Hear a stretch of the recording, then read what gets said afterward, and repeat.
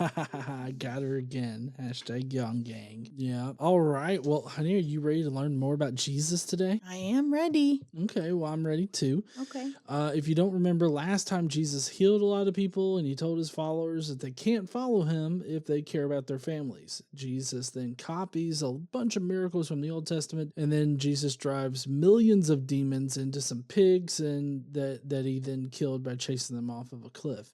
Jairus had his daughter resurrected, and a woman was healed from 12 years of bleeding. And then Jesus fucked off from Nazareth because he couldn't do magic there. And that's what happened last time. This time, though, Jesus is putting out a help wanted ad for apostles. Apparently, he's not able to, get enough apostles on his own. He has to put out a help wanted ad. In the ad, he claims that the apostles will have the ability and power to heal individuals, to drive out spirits, and to do other miracles. And so people came and signed up in droves, but he cautioned them that they won't be able to finish their task of evangelizing to everyone before he comes. Again, giggity. Jesus says that he's not come to bring peace, but the sword. And by that, he means he's going to drive a wedge between family members if those family members don't worship him. Then Herod goes on to explain why he killed John the Baptist. And basically, he was coerced into doing it because of some pretty little lies. And then Jesus, after John the Baptist bit the dust, went to a solitary place to sulk and shit. And that's all that we got. No, that's not all we have. We're going to read it. Oh, okay. Like we normally do. All right. Well, I guess I'll figure out what I got wrong here soon.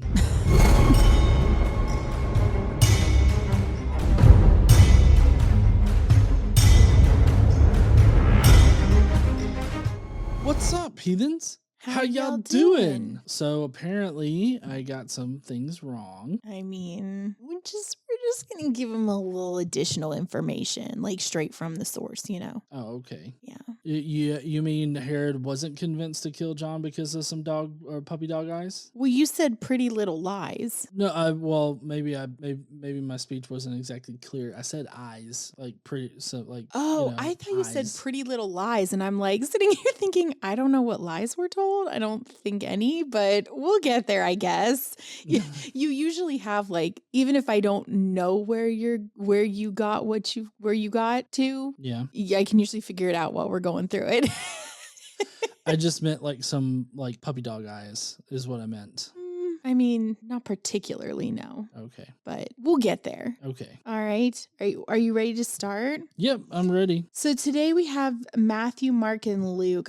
We don't have John today, do we? Just Matthew, Mark, and Luke, I think.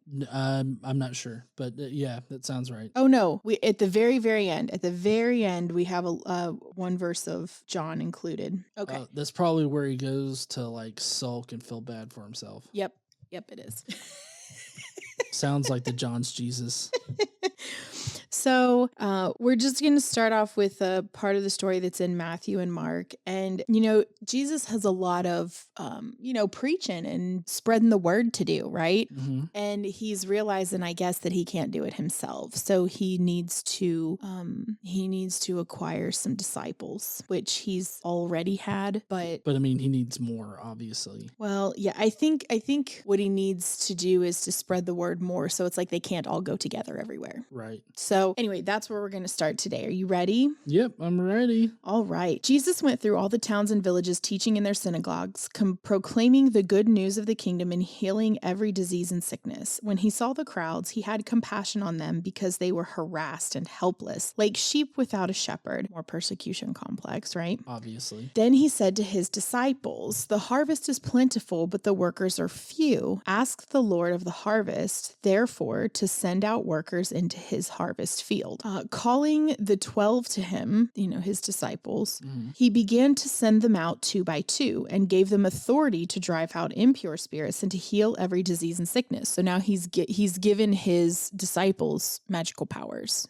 I wonder if it works like Shazam. Like they all had to touch his staff and then yell, Jesus Christ! And then they all got his powers. I mean, I don't know. I feel like there was probably some staff groping going on at some point here, which is fine, but I'm just saying. Anyway, these 12 Jesus sent out with the following instructions: do not go among the Gentiles or enter any town of the Samaritans. Go rather to the lost sheep of Israel. As you go, proclaim this message: the kingdom of heaven has come near. Heal the sick, raise the dead, cleanse those who have leprosy, drive out demons. Freely you have received, freely give. Do not get any gold or silver or copper to take with you in your belts, no bag for the journey or extra shirt or sandals or staff, for the worker is worth his keep. So they can't take anything with them. Nothing. Not even like a walking stick. Everybody needs a handy rod. They're also not allowed to take an extra shirt. I mean, they just have to stink wearing the same shirt every day. No extra sandals in case their shit breaks. And though he sent them out to walk all over. I mean, can you not tell them an apostle? I smell like shit and I've got a broken sandal. I mean, and they're there to like heal people and be around people and touch people. And like, they're going to stink horribly. Anyway, they can't bring anything with them. Whatever town or village you enter, search there for some worthy person and stay at their house until you leave. As you enter their home, give it your greeting. If the home is deserving, let your peace rest on it. If it is not, let your peace return to you. If anyone will not welcome you or listen to your words, leave that home or town and shake the dust off your feet. Truly, I tell you, it will be more bearable for Sodom and Gomorrah on the day of judgment than for that town. I am sending you out like sheep among wolves, because everybody else is bad. That seems like shitty. Everybody else are wolves. Therefore, be as shrewd as snakes and as innocent as doves. Be on your guard. You will be handed over to the local councils and be flogged in the synagogues. You'll be persecuted. Yes, here's that persecution syndrome that we got going on even now. On my account, you will be brought before governors and kings and witnesses to them and to the Gentiles. You know, that's one thing I do hear a lot, that I hear Christians say, usually more fundamentalist ones, that people hate them because they're Christians. No, that's not it. That's not it at all. I mean, not for most people. I don't hate all Christians. I mean, I don't really hate any Christians, but some people don't like the more fundamentalist Christian people, not because they're Christians, but it's because of how they behave and how they act and how they treat others because of their religion. It's not just because they believe something. They can believe whatever crazy ass shit they want to believe. That's fine. But it's how you use it to hurt other people that's the problem. And that's, at least this is just my opinion. Yeah, well, I mean, that's the angle that I come at it from too. Okay, so but when they arrest you, do not worry about what to say or how to say it. At that time, you will be given what to say, for it will not be you speaking, but the Spirit of your Father speaking through you. Brother will betray brother to death, and father his child. Children will rebel against their parents and have them put to death. You will be hated by everyone because of me, but the one who stands firm till the end will be saved. When you are persecuted in one place, flee to another. Truly, I tell you, you will not finish going through the towns of Israel before the Son of Man comes. Giggity. I think here he maybe is talking about the resurrection, because it's Jesus telling them this. So Jesus is the one talking to them. He's the Son of Man, right? Right. So he's already there talking to them. So I think he maybe means his resurrected self, perhaps. Right. Sorry, go ahead. Oh, no. I mean, I think that the reference to Son of Man coming again or whatever, or Son of Man comes, I think he's definitely talking about himself in his resurrected form. I think so too. You know, it's kind of like when Pokemon evolve, you know, bright light, and then they're totally transformed into something different, and then it's like, now I'm the Son of Man. I don't know what I was before, but it wasn't the Son of Man. Okay. So Jesus is a Pokemon? Apparently. An unevolved Pokemon? Somebody needs to go and catch that sumbitch, though. The student is not above the teacher, nor a servant above his master. It is enough for students to be like their teachers and servants like their masters. If the head of the house has been called Beelzebul, how much more the members of his household? So do not be afraid of them, for there is nothing concealed that will not be disclosed, or hidden that will not be made known. You know what's interesting is that I feel like that's not true. There's nothing concealed that will not be disclosed, or hidden that will not be made known. Because, I mean, isn't And we've already talked about this in the Gospels. He specifically says that people won't see if they don't believe. Right. So there are things that are concealed and hidden that aren't going to be made known to people if they don't at first believe. Right. Well, I think that what he's saying is that if you believe, then nothing will be concealed. So like, don't be afraid of. Oh, because he's talking to his disciples because they do believe. So there's Right. nothing concealed from them. Right. So Okay. it's like, don't be afraid of the Beelzebul, the demons or whatever, because, there's nothing concealed that won't be disclosed and nothing or hidden that won't be made known. So Jesus is going to make all of this known to them, but, they've of course got to believe in him first. Of course, right. Well, I tell you in the dark, what I tell you in the dark, speak in the daylight. What is whispered in your ear, proclaim from the roofs. Do not be afraid of those who kill the body, but cannot kill the soul. This is also interesting to me because this is like pray in private. Don't shout it from the rooftops. But also shout it from the rooftops. But also everything I tell you, shout from the rooftops. Yeah. I feel like this is set up so literally nobody can win. Mm-hmm. Do not be afraid of those who kill the body, but cannot kill the soul. Rather, be afraid of the one who can destroy both soul and body in hell. Are not 2 sparrows sold for a penny? I mean, I don't know. Was that the going price for sparrows at the time? I don't know, maybe. It's been a while since I've bought sparrows, being that I've never bought sparrows. Yet not one of them will fall to the ground outside your Father's care. And even the very hairs of your head are all numbered. So do not be afraid. You are worth more than many sparrows. I mean, to be fair, what does many mean here? Because if 2 sparrows are a penny, like what's many? I mean, you could have enough sparrows, to sell that would make you $500,000. So, I mean, I don't know. It's just saying you're worth more than many sparrows. Mm-hmm. 1 sparrow is worth 50 cents. Yeah. You would need 200 sparrows just to be worth $1. Yeah. I think you mean half a cent, not 50 cents. Yeah, I'm sorry. Yes, that's yes, that's what I mean. A half a penny. Mm-hmm. I did the follow on math, right? Yeah. It was just you just misspoke about that one. Yeah, penny. so You're fine. it's a half a cent. So like, what is many sparrows? Fuck, I don't know. To help someone determine how much they might be worth. I mean, it's a random ass and vague description there, hon. I don't think you're really gonna get much. I think that you're clarity. priceless. Oh, you're priceless too, bae. I wouldn't sell you for all the sparrows on earth. Yeah. Yeah, no. Okay. Whoever acknowledges me before others, I will also acknowledge before my Father in heaven. But whoever disowns me before others, I will disown before my Father in heaven. This is like one of those first few commandments kind of things. Mm-hmm. Nothing before me. Right. Do not suppose that I have come to bring peace on earth. I did not come to bring peace, but a sword. Shit, he's bringing out the sword. Which is interesting because isn't like Jesus' peace on earth, goodwill to men also, but also not peace, the sword? Yeah. Okay. It's not confusing at all. Not at all. For I have come to turn a man against his father, a daughter against her mother, a daughter-in-law against her mother-in-law, which to be fair, that's like been how it's always been, right? Mm-hmm. A man's enemies will be the members of his own household. This doesn't seem very Christ-like. And yet here we are in Matthew chapter 10 telling us this is Christ-like. Yeah, well, I mean, unless all those members of his household are like also Christian, then they're friends and buds, right? Well, they would be Jews.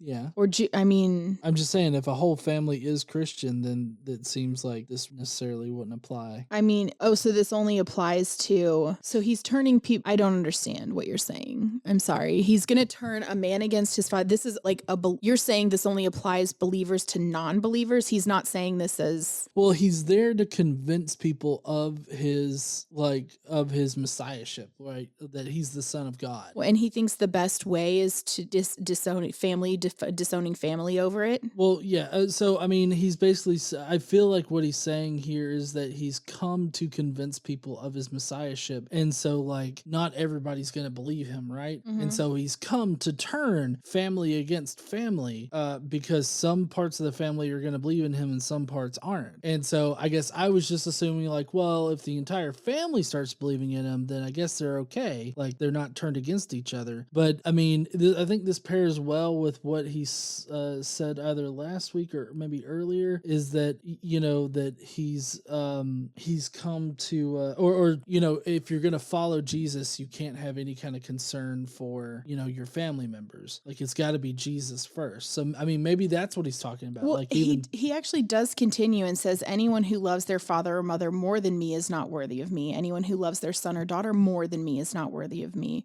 So basically, Jesus has to be first among all, which is a very strange thing. It also doesn't seem to line up with the popular idea of how Jesus is. Like, Jesus loves everyone and Jesus accepts everyone. Like, you know what I mean? Like, there's this whole idea that Jesus is this all-loving person, but I mean, he literally wants family members to disown one another if they believe something different, and he wants people to hate each other.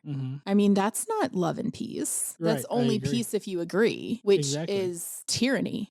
Exactly. It's very tyrannical. Okay, he continues. Whoever does not take up their cross and follow me is not worthy of me. Whoever finds their life will lose it, and whoever loses their life for my sake will find it. So he wants all his people to die. For him. And then they'll get some sort of a reward. Right. Which seems dumb. And of course, like this doesn't make sense like in the actual timeline of the thing, because it says whoever does not take up their cross and follow me is not worthy of me. And then it talks about losing his life. Now in a timeline where this is Jesus talking about his like death and resurrection and everything, like that makes sense. So this is like one of those indications that you could tell that this was definitely written like after anything supposedly happened, like after the understanding of Jesus, dying on the cross and everything like that. This is one of those tiny little indications that it definitely happened after. All right. Are you ready to continue?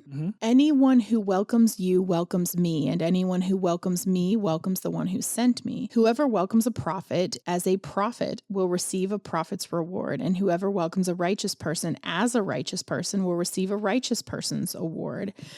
Reward. I do think it's interesting because now all of a sudden there are prophets and everybody is supposed to just know without the shining asshole thing. I know. It's ridiculous. I don't know how, because before you weren't supposed to believe any of them. Right. Except for the right ones with no indication of how you're supposed to do that. So apparently that continues in the New Testament. Of course. And if anyone gives even a cup of cold water to one of these little ones who is my disciple, truly I tell you that a person will certainly not lose their reward. Okay.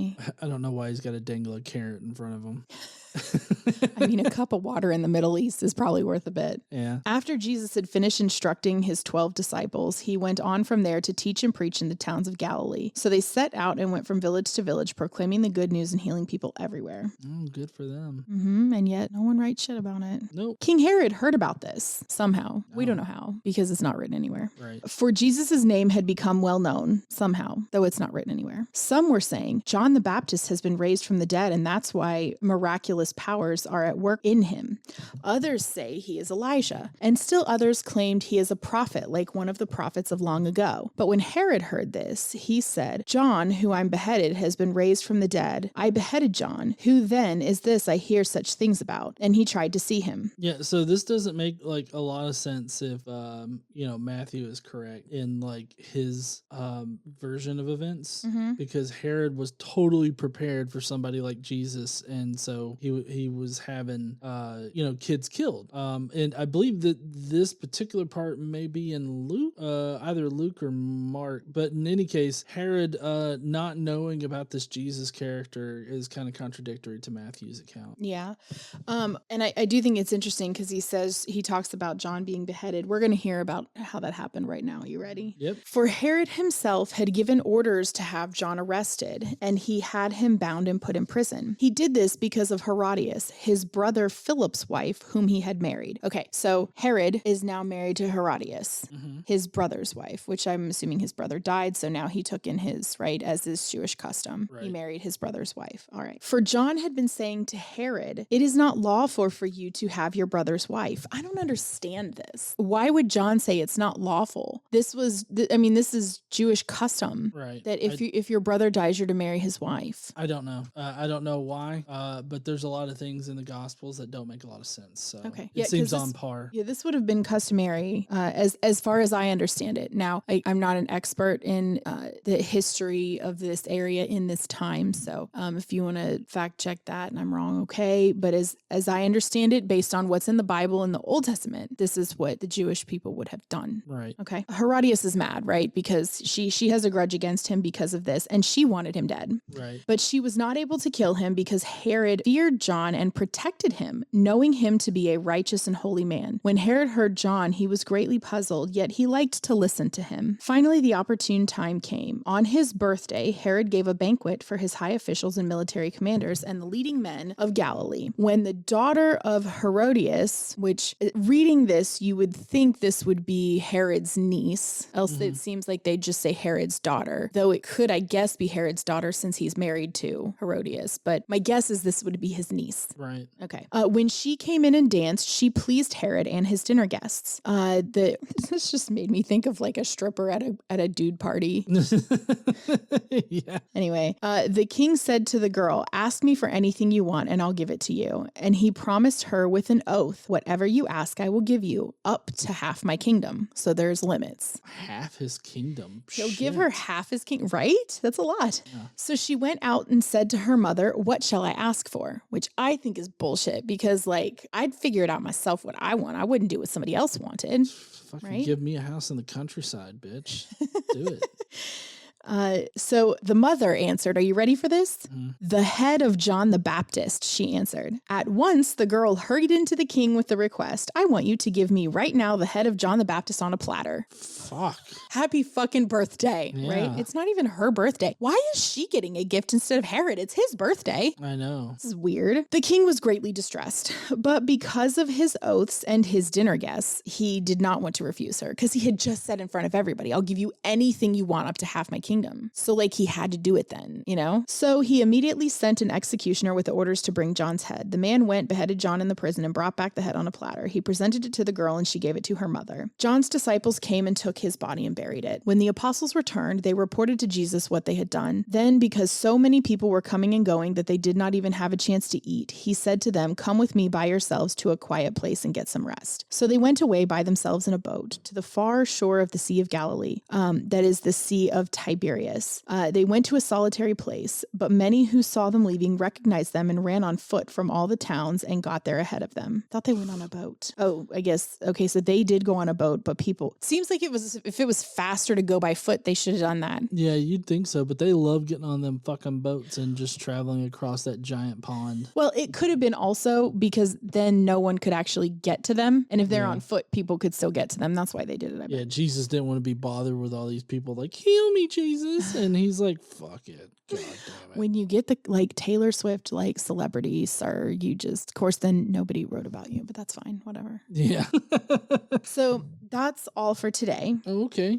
Next time we're gonna have some more miracles. We're also going to have Jesus teaching multitude. Okay. Okay. Next time we also get, are you ready? Mm-hmm. The 5,000 fed. Okay.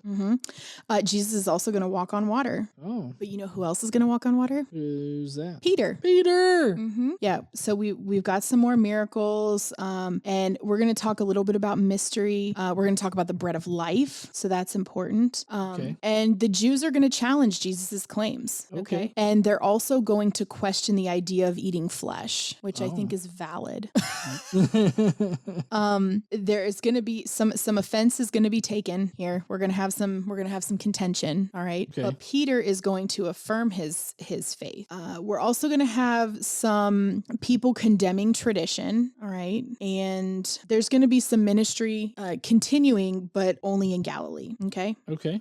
To protect him. Right. Because you'll understand why. Okay.